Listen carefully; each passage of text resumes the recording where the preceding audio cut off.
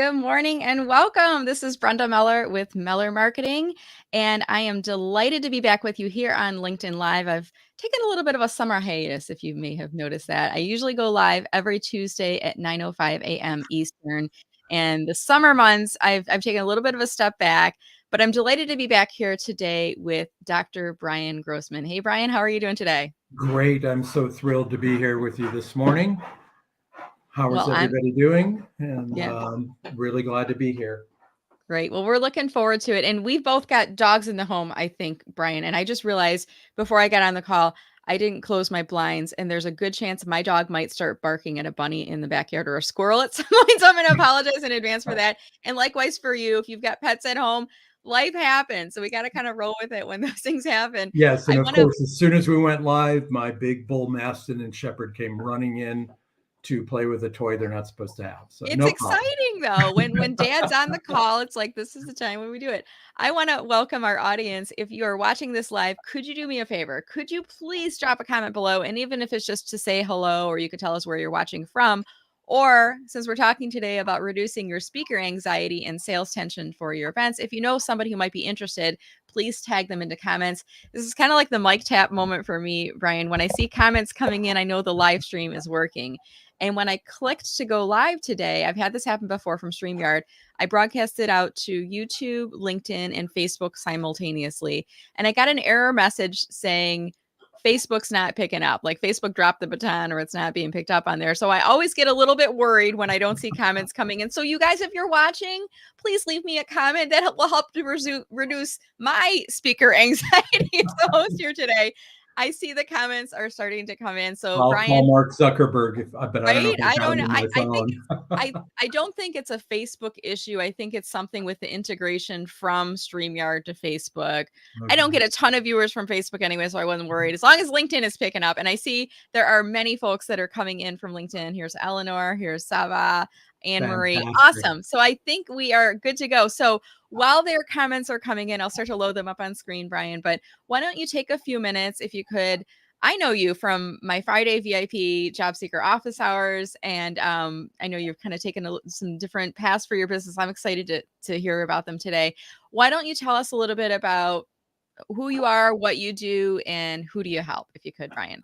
Perfect. Thank you so much, Brenda. So my name's, hit the computer. My name's Dr. Brian, not an MD, PhD in clinical psychology, and my career has really evolved over time. And with Brenda's help, over time, I finally decided to go into overdrive and focus on what my passion is. So it's always been, how do I help people take a step up? So I started working with children and adolescents and substance abuse, and then I really got excited about professional speaking. I worked for 15 years at a seminar company, and our job was to educate you, but mostly you were going to walk out of that room with books, tapes, DVDs, audio programs, and I had to learn to sell from the front and the back of the room.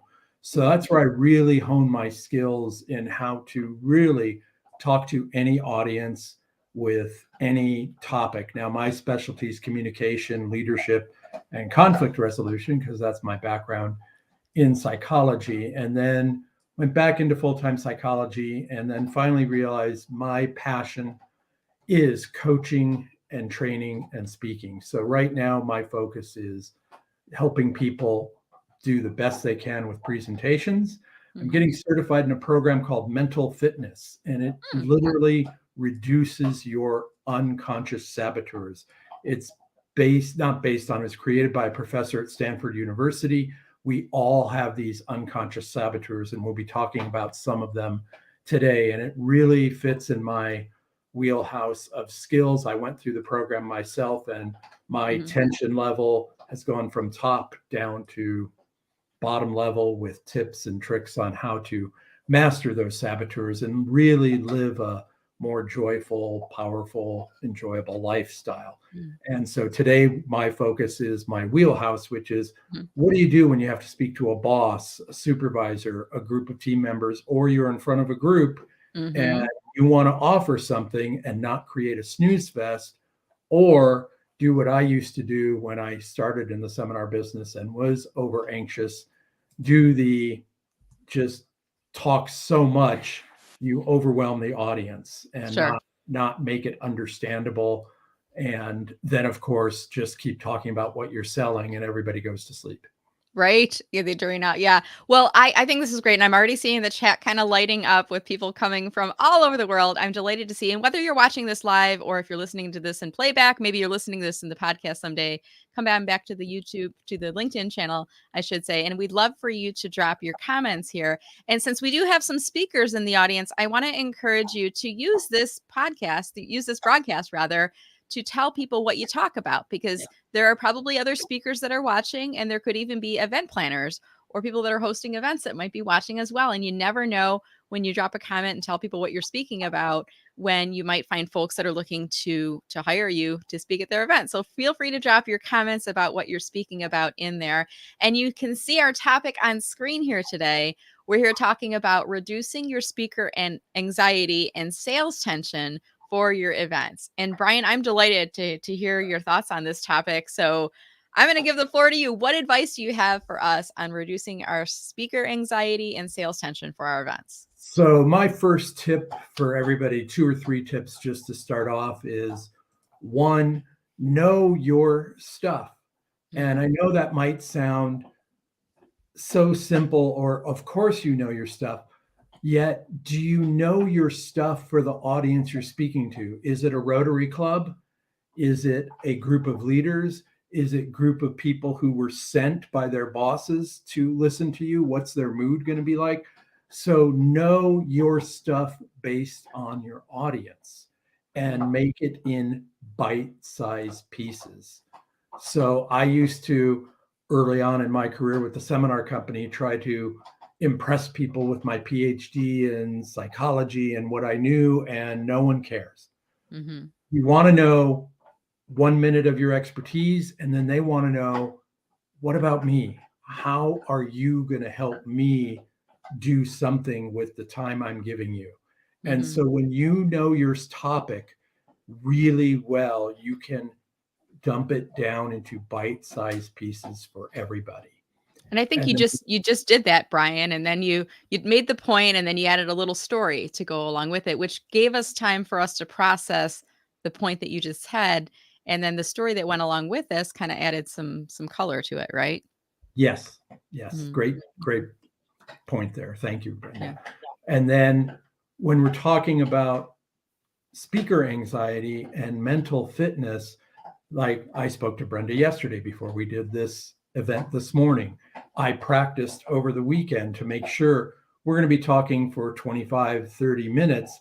I prepared enough for an hour, but I know we're not going to talk for an hour because we want to hear from everybody who's been kind enough to join us, and I want to hear their questions and comments.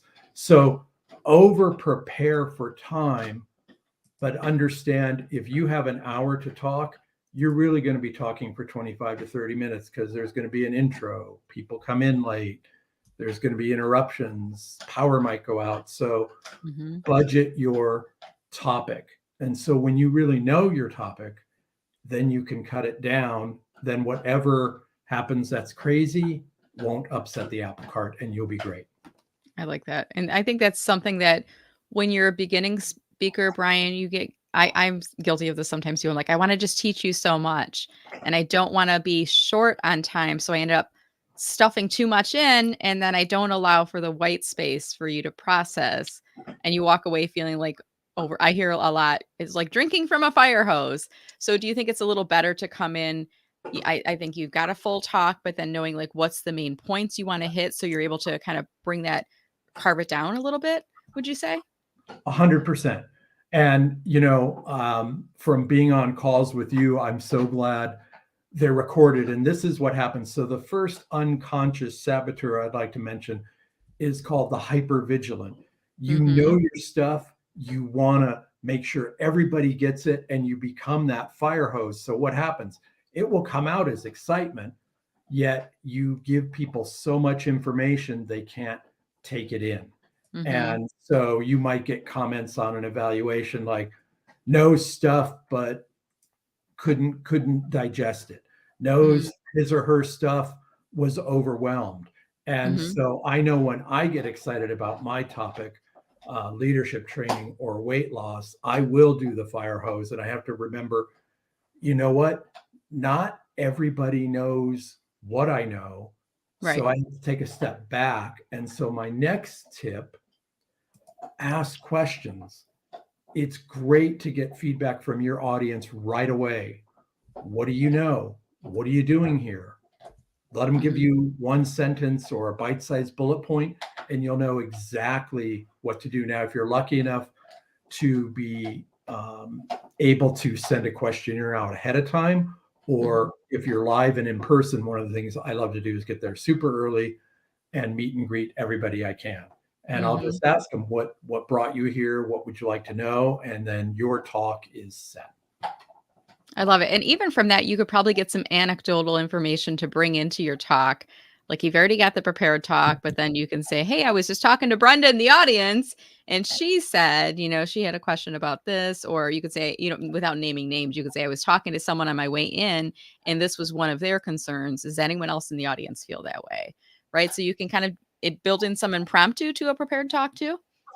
100%. So that's what happens when you, and this is not an unconscious saboteur. I would like to tell everybody, over prepare so that if a curveball comes, you can pivot and go to another point that you know.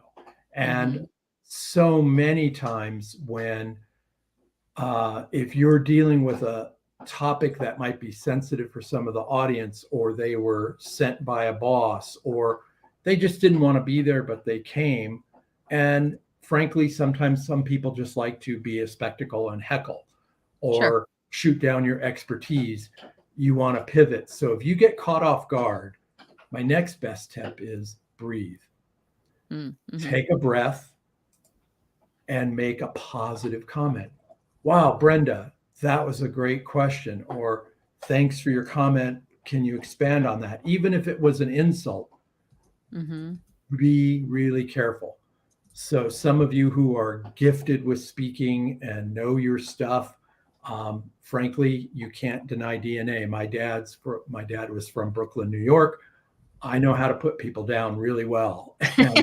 And absolutely never want to do that. I stay away from always or never, never insult, never put down. And people don't know how to react when you compliment a negative. And when you compliment a negative, the whole rest of the audience is on your side. It's powerful. It works on Zoom, works live and in person. Brian, you just reminded me of something like on when we're talking about LinkedIn, sometimes we'll get negative people or hecklers in the comments too. And my technique, maybe this will help you and others as well, is I don't stoop down to their level. If they're criticizing me or my topic or whatever it is, I will say, thank you, Joe. And I'm just using a hypothetical. Thank you, Joe, for taking the time to add a thoughtful comment to my post. By doing so, you're actually helping to broadcast it out to your network, which is helping me to reach more people. Obviously, we have different points of view on your comment, but I appreciate your support for me nonetheless. Have a great day. And I try to put a smiley emoji at the end of it. But it's kind of like the same thing that you're saying, take a moment. Whoops, I had the wrong comment up on screen. If you're caught off guard, take a moment, catch your breath before responding. So don't respond. You want to kind of stay on brand, I guess is what you're trying to say, right? You don't want to stoop down to their level, but you also don't want to be reactive. You want to keep on what your plan is. Is that right? 100%. And that is a perfect lead into the next unconscious saboteur, which is the pleaser. So where does the pleaser come in? You want everybody to be more than satisfied. You want to get great reviews. You want to get invited back. You want an event planner to say, wow, I should bring Dr. Brian or Brenda to my next event. And so what happens with the pleaser is you might ignore cues from the audience. And I will say this, if you're feeling it, it's happening. So anxiety picks up a little with you and you're on topic still, read the room. You want to read the room. And then the other part where the pleaser really can sabotage things is, let's say you have an expert in the room. So in addition to leadership and speaker coaching, I do weight loss. And I'm an expert in weight loss because I've had 2 weight loss surgeries. Second one, I have kept 187 pounds off now for 6.5 years. Mm-hmm. And I know it's up here. Yep. There's always a doctor, a nutrition. Well, you said eat this and da da da da. So I stay away from specifics in a large group. And when Yeah. they throw a curveball, well, that's not right. You have to do this. Say, great point. Thank you for that, Sarah. And what I encourage everybody to do, check with your doctor. And if you're working with me, I'll check with my experts because I have a team of mentors and coaches that I work with. And Mm-hmm. we'll make sure we get to the right answer. And that lets the audience know that immediately it's, wow, Yeah. you can hear a negative and he didn't go on the attack. He'll check with other people, trustworthy. And that sounds so simple.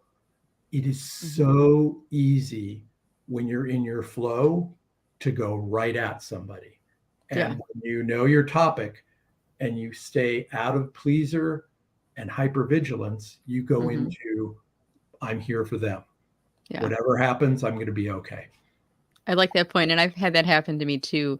What I speak about is LinkedIn, and it's from my perspective. And I'll sometimes get people in the audience that will say, well, I heard this, which is the exact opposite of what you've told me. And depending on, what it is that they say, my first question will be, well, who told you that?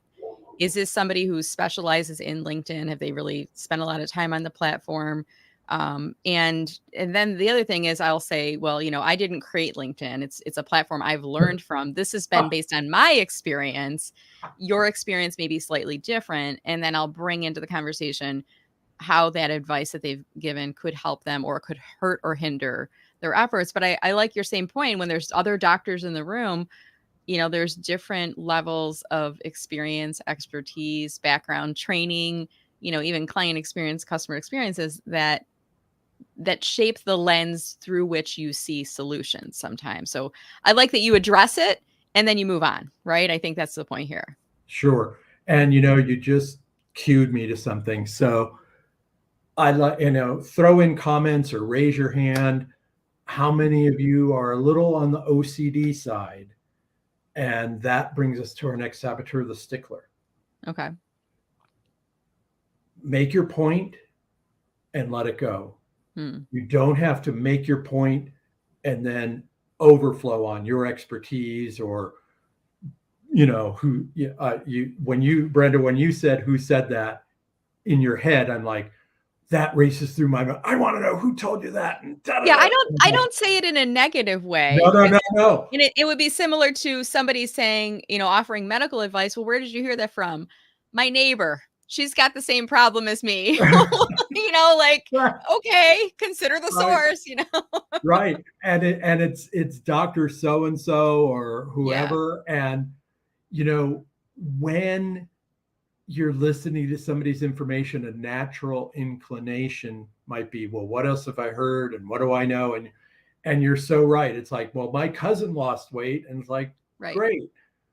Let me share with you where I'm coming from, my expertise. And if it helps, great. And I wonder, in the back of my mind, I need to let it go, read the room again.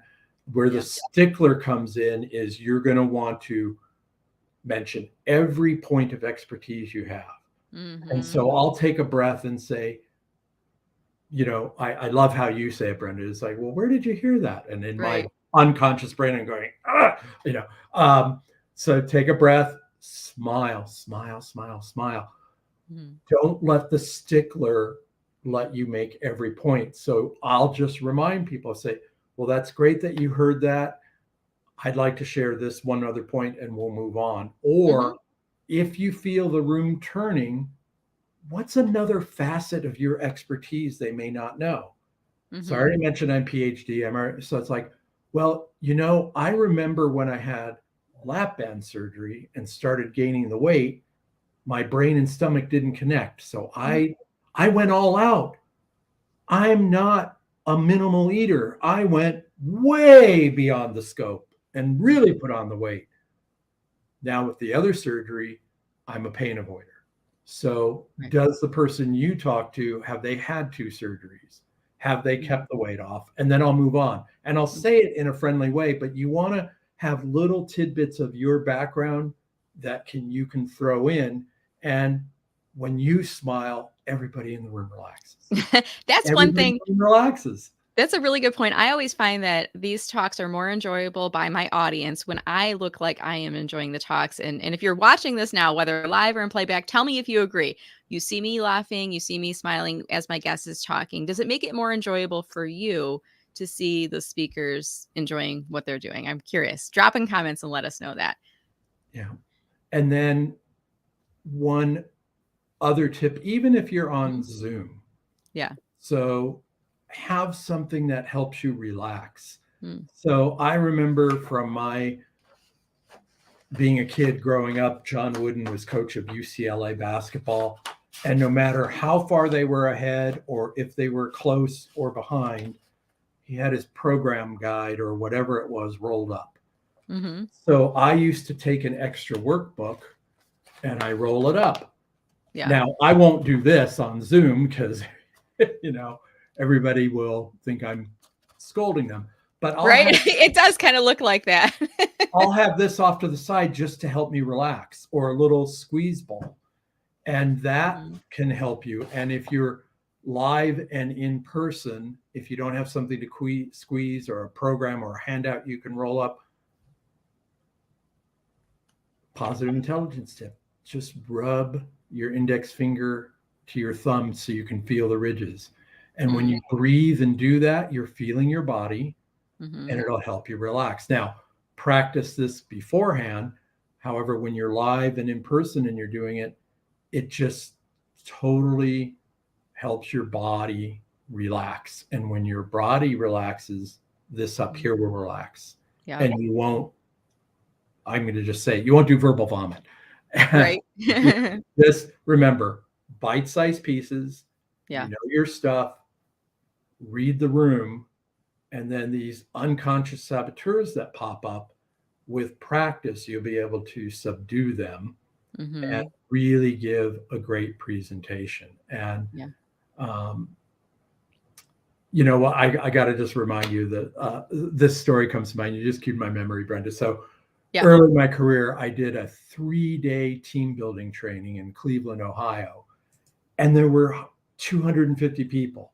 Wow. And 3 guys they were in construction and architecture. So the construction supervisor comes to me and says, well, how do I team lead from 4 different sites? And this is pre-internet. Right. And I said, that's a great question. Let me think for a minute. And I thought, okay, you need to have a trusted source at each site that you can count on and have them report back to you and call in frequently, or call in and check with them without micromanaging. And then you're going to have to travel around to sites. There's no getting around it. However, let me check with some of my experts at lunch and I'll get back to you. Well, I didn't wait till lunch. At the first break, I called 10 other speakers who've been doing this for years. And they said, yeah. Now, he didn't want to hear it. So here's another thing that happens. Your judge. So you got the comment, and these 2 guys started poisoning the room. So the judge saboteur comes in with, I'm right, you're wrong, my room, I'll show you. Well, that's going to go downhill really fast. Yeah. Really fast. So I said, many of you have brought up points. It's a 3-day training. I'm going to check with some other experts. If you're not thrilled with my answer right now, I'm going to come back to you with the best National Seminars Group has, with expertise on a point that you don't know. You will not leave this training on the 3rd day without 2 or 3 options for you. Sure. And the rest of the room didn't let these 2 guys kind of poison the room. Yeah. It's unfortunate that you get that, but I think the longer that you're a speaker, Brian, the more events that you do, the higher likelihood. And I think depends on the audience, because if people are paying to go for a conference, they've invested in themselves, as opposed to if somebody paid for them to go, they might feel a little bit more vocal, because who cares? It's not my dime, coming through. But I think the point is, you don't want to let it sabotage your talk and event. Because of two people out of 250, what about the other 248? Like, that's who you're there for, not for the two Right, who are and putting that's you where down. you get rid of that judge, and I don't know if any of you Yeah. noticed, I just did something that I don't wanna forget. Mhm. Have water near you. Whatever container you want, when you can take a sip of water and no one's gonna bother judging you or criticizing you for that, when your throat is a little wet, you can handle anything. Yeah, When that's a it good point. gets dry, you're gonna get just naturally, your body's gonna start shortening your airflow, and Yeah. gonna sound like you're anxious when you're not, and it's just dry throat. I love that point, and I what I will do sometimes when I'm doing a talk or a team training or something, Brian, is I will encourage my audience to ask questions, and I'll tell them, "I get real excited talking about LinkedIn, and I'm gonna start talking fast. If you want me to slow down, ask me a question, and when you ask the question, it will allow me to take a sip of my water or coffee, right? And then I'm gonna slow down." So, I always tell my audience, "You can help me," and I feel like sometimes, Brian, we need to encourage our audience to raise their hand and ask questions if we're looking for that feedback. Would you agree with that? 100%, you're spot Mhm. on. Yeah, good. Well, I'm looking at our clock right now, and I want to start shifting gears, if that would be okay with you, Brian, into some audience Q&A. Time always flies by so fast when we're doing these conversations. I always find that. But earlier you said, have your talk prepared and be prepared to pivot on the time. So I'm hoping it'll be okay if we start to shift gears and go into some questions from our audience, or if you have some thoughts on the conversation. And the good thing here, Brian, is we've already had such a lively chat. I have a couple of comments and questions that are already starting to come in for our audience. And here is one from, I believe it's Fariba. If I've mispronounced, I do apologize. But she is asking, English is her second language. And although people tell me I'm perfectly fine, I still feel very self conscious speaking in front of audiences. So it sounds like she is a speaker, but English is a second language for her. And she's saying, is there anything that can help? Any advice for her, Brian? Yes. So at the end of the call, Brenda's going to put up a link. You can get a free special report from me. What's happening there? You're combining several saboteurs at the same time. Again, you, Fariba, know your stuff, and people have told you your English is okay or even good. Let it go. As the Mhm. more and more you talk, you're going to be fine. So the only thing I would encourage you to do, you want to let go of that pleaser and hypervigilant saboteur. As long as you know your stuff and you're talking in bite-sized pieces, Mhm. I think you're going to be great. And until you get, I'll say an inordinate amount of people saying they don't understand you, which it sounds like that's not happening. That is your own judge coming in. So I'm going to Mhm. encourage you to kind of let that go, and it will always be there, but use it to your advantage. Let it keep you on that mental edge of knowing your stuff and practicing, and you're going to be fabulous. I love that. And if I could add to that too, Brian, one piece of advice I would offer for Reba is I used to belong to Toastmasters, which is a public speaking group. It helped me to get over my fear of public speaking. But we would have many individuals who would come to the group because they were speaking English as a second language. And one technique I heard is when you're speaking to audiences that aren't in your native language, in a second language, speak slower, because you may not realize it, but you may have a slight accent, which, we can understand what you're saying, but with the accent, it takes our brain just a couple extra milliseconds to process. So when you slow down the rate of speed of your speech, it's actually helping us to process just a little bit. But Toastmasters is a great group too. I don't know, Brian, are you a Toastmaster, or have you heard of the group at all? I used to belong to Toastmasters. I'm actually going to be going back there so I can hone some of my skills again. Yeah. And it is a great group. It's great practice. They have all sorts of contests, and Hmm. you're exactly spot on with that tip, Brenda. I Yeah. love it. Great. And this isn't a question, but a comment that came in from Joey Himmelfarb. I just had to give a shout out to Joey. And he was kind of summarizing a point that you made earlier in terms of the delivery and who you're speaking to, keeping in mind that it's not about you, it's all about them in terms of the speaking topic. I think that was an earlier point that you made with one of your comments, right, Brian? Yes, spot on. Thanks, Joey. Yeah. Well, good to see you here, Joey. Okay. So Thurman asked the question, I think, when he came onto the event earlier. What is, we have a topic, it's reduce your speaker anxiety and sales tension for your events. And he's asking, just to clarify, Brian, what is sales tension for events? Is that like pitching your course at the end of a webinar? What did you mean when you said sales tension for the events in the event title here? I could have come on when Brenda introduced me and say, I want all of you to go to LinkedIn live event, and Brenda's going to give you the website and get my free report. And a third of the people online would have gone, oh, time for another webinar. Mm-hmm. I know I would like people to connect with me.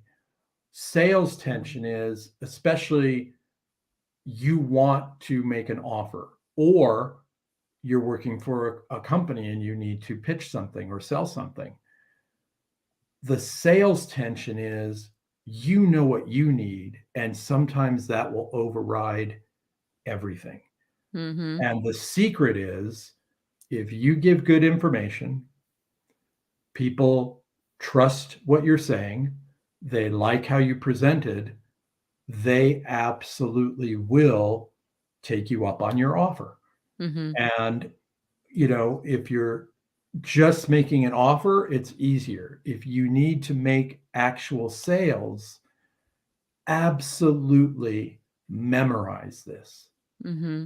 Weave, weave, weave, weave, weave. Just drop subtle hints throughout your chat.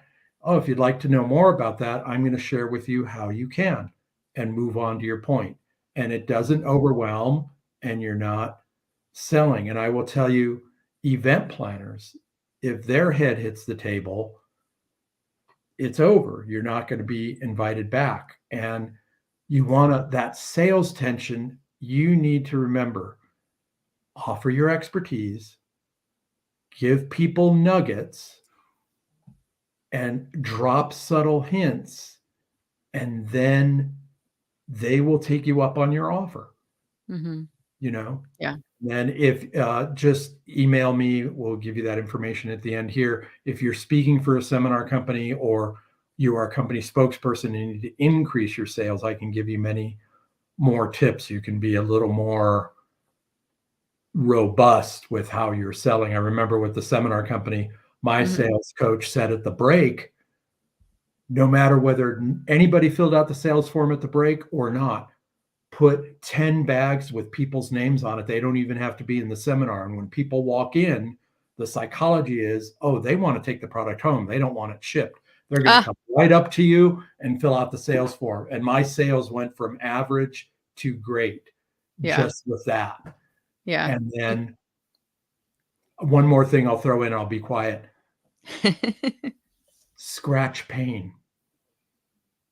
What's the pain? Here, those unconscious saboteurs, if we don't minimize them, they are there to sabotage you. All humans have them. So think about your talk and what's the pain. Don't dig, just scratch the pain through little droplets. And I'll be quiet now. Sorry. You don't ever have to be quiet. I love your thoughts, Brian. I do see a couple more comments that are coming in, and some comments and some questions. I love this one from Thurman, and he says, "Now, if you're poisoning my room, I'm asking you to leave." And I don't know if I can ever imagine a time, maybe once or twice, when I've been at a conference and the speaker has asked the heckler to leave the room. And I again, keeping in mind that there might be thousands of people in the room, and there's one person who is ruining it for everyone. What you can do, I think, is, ask the event host, it doesn't look like Johnny's enjoying the talk. Could you please escort him to another event? And let's everybody leave Johnny in a round of applause as he's leaving the room. And then you kind of, like, everybody erupts in laughter and gets the negative person out. Have you seen, these things happening, Brian? And what are your thoughts on Thurman's comment about asking people to leave if they're poisoning your room? I love the thought, Thurman. One time in 15 years of speaking with the seminar company, I, I'll just give you this preface. I was so excited to teach a topic that they sent me over the weekend, how to improve your people skills in the workplace. And I went, wow, I'm going to get supervisors with huge diversity, new experienced people. I'm going to get new employees who want to please everybody. And people came 45 minutes early, and it Mm. was 200 people a day, and they were Wow. all sent. You could feel the anger and the tension. And Mm. so I opened up with a couple of jokes about, who was sent, and everybody raised their hand. However, I had second day, one guy poisoning the room, questioning everything. And so I called the seminar company and they said, well, if A, B, and C happen, you might ask him to leave. So what I did is I just grabbed him on a break and I said, look, I get it. Let's talk about what, just confront is my Mhm. tip. Right. Ask what's going on. What can I do to help?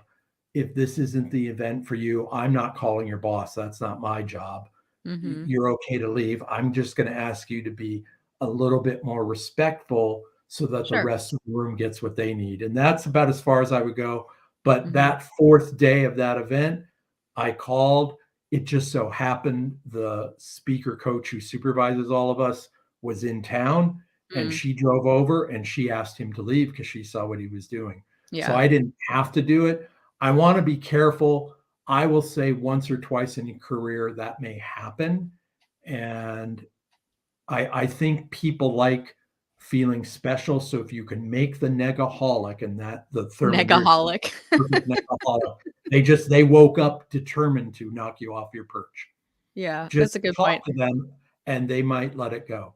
Yeah, sometimes they just want a little attention and you give it to them, but then you gotta pivot back to your main audience and get back on track. Speaking of getting back on track, I wanna take us back to one more question before we wrap up here, and Phyllis is watching. Hey, Phyllis, how are you? Phyllis is asking, "What is, your best way to respond to rejection in sales?" Any thoughts on that, Brian? Great question, Phyllis. I think you just tell them their life will be ruined if they don't get your no. Um, uh, take a breath. So I'm sure you've heard this, Phyllis. I hope it resonates. Some will, some won't. Move on. My other pivot will be take that rejection and study it. What could I have done differently? Did I oversell? Did I not make the offer compelling? Did I overteach so that they didn't feel the need to connect with me after? If it's a one-on-one sale, it's going to sting. Use it as a gift. Use it Mm, as how can I learn from this? mhm, And you'll move on. But rejection in sales is part of the ball game. And when you use it as a gift rather than a defeat, now, are you going to feel bad? Are you going to get upset? Are you going to be frustrated? Yes, let those feelings go. Let them mm, pass through you. They're not permanent. And just learn from the event and mm. connect with me afterwards. If you're doing like a one on one and you need to close the deal, I can offer some more tips there. Great advice, Brian. So don't dwell on it, but process, figure out what you can learn from it, and then move on. Well, I want to start to move into our wrap up here, and as I do so, I'm going to pull up your profile up on screen here, Brian. And it's been a little while. I'm like, where's my share screen button? Okay, here it is. Give me a second here. I always You're tell the people expert. I don't make mistakes, I have learning experiences, There and I you don't know go. I love about all it. of you, but in the summertime, when we start to change our patterns and then we get back into doing things again, I'm like, "Where's the button to click?" Oh, it's the share screen button inside StreamYard. At any rate, I am showing on screen right now, Dr. Brian's profile on LinkedIn. And Brian, are you open to connecting with people on LinkedIn who are watching the show or 100%. listening? Please direct message me. And if you don't mind just saying, attended LinkedIn live with Brenda, just so I know where you're coming from. And I will tell you through Brenda's urging and coaching. So you'll notice that under Brian Grossman, there's some different titles there or topics. I'm rebranding. And so, Mm, yes, I will be doing weight loss, but I am going to be the mental fitness mindset coach. And it's mhm, going to combine leadership training, speaker coaching, and weight loss, because my expertise is what's up here.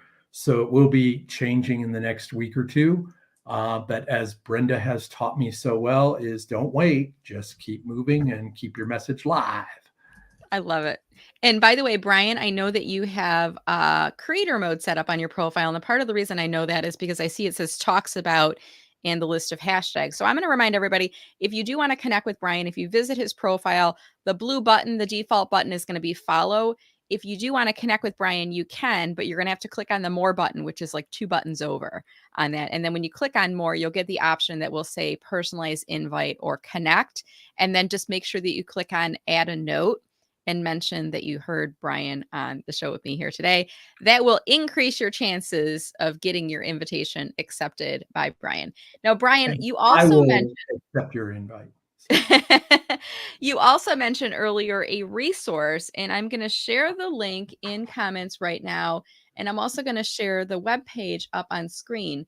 But can you tell us what this is that we'd be looking at inside here? Yes. So when Brenda kindly asked me to do this for all of you, where I'm focused with mental fitness is these 10 unconscious saboteurs. So you'll get a free, simple 2-page report with a way to contact me afterwards.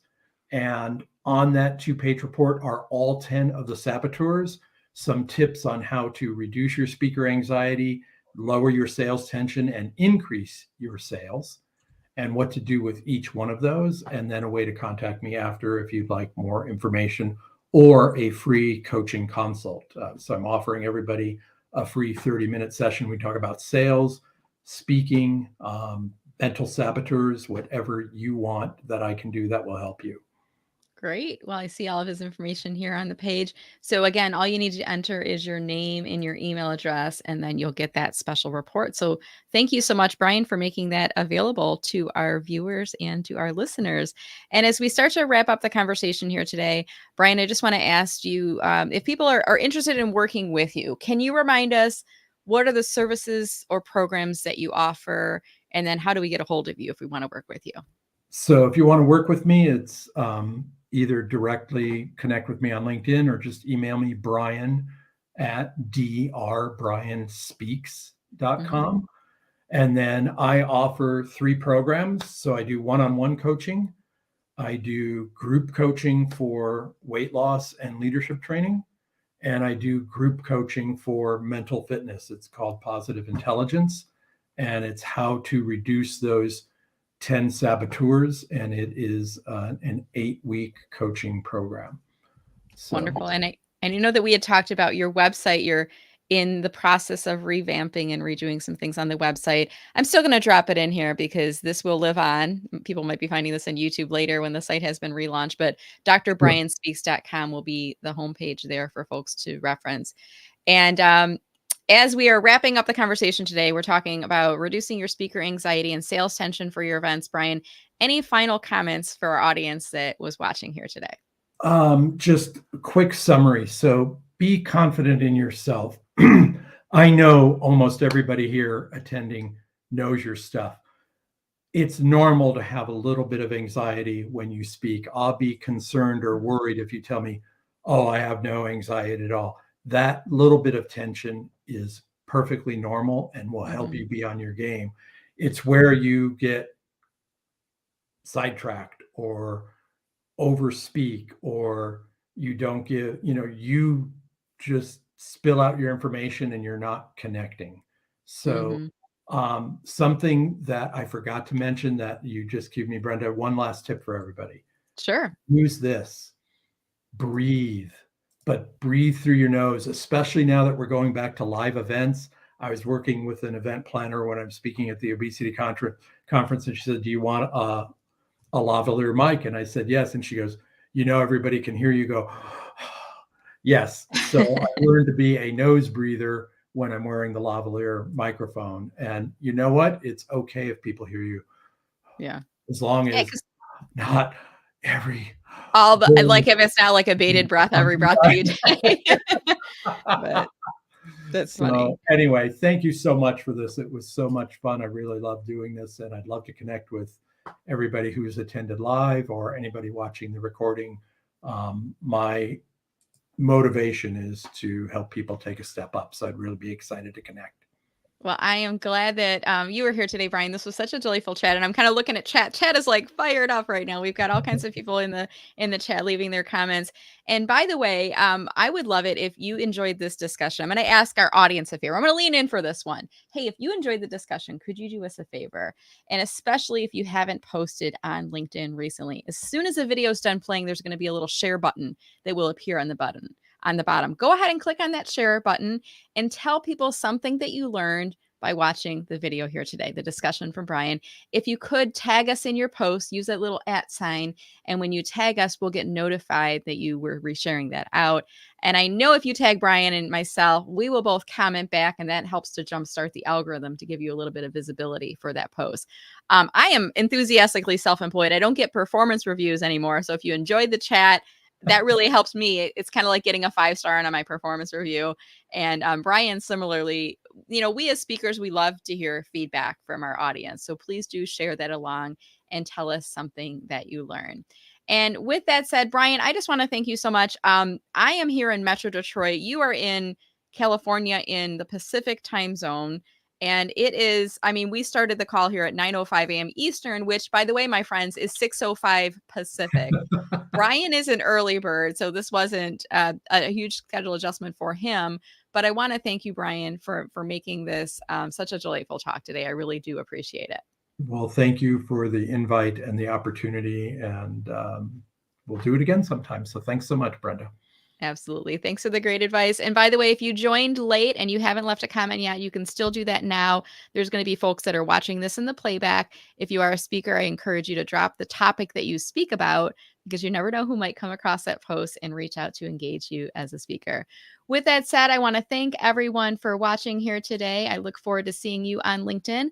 I'll be returning to a regular Tuesday schedule starting back in September. But in the meantime, I do have some other folks that will be coming up on a Tuesday here or there in August as well. And I want to wish everyone a wonderful day. Stay safe and stay healthy. I look forward to seeing you on LinkedIn. Take care, everyone. Thank you. Thanks again.